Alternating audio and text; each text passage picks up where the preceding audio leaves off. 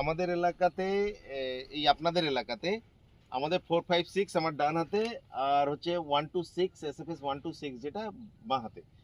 আজকে জগদীশ বাবুর জমিতে এটা উৎপাদন হচ্ছে, মুনি ঋষি বাবুর জমিতে উৎপাদন হচ্ছে, এবং আনুষঙ্গিক প্রচুর জমিতে 456 আছে। তো এখানে সিনজেন্টার হচ্ছে 6286 একটা গত বছর থেকে আপনাদের এখানে চাষ হচ্ছে।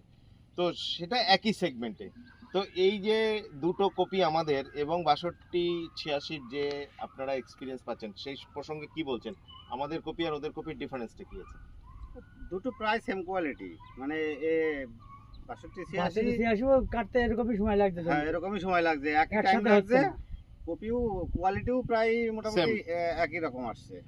কোয়ালিটি একই রকম আসছে। হ্যাঁ আমার তো মনে হচ্ছে যে 456 এর থেকে এটা আরো বেশি বেহতর।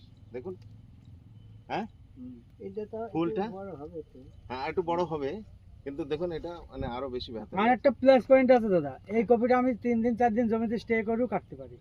আচ্ছা, যেটা শীতের কপি বা অন্য কপি ভ্যারাইটির পক্ষে হবে না। হবে না, মানে আমাদেরটা আর এটা 4 দিন যদি আমি রেখে দিই কপিটা কিন্তু এরকমই থাকবে, এরকমই ওটাকে থাকবে।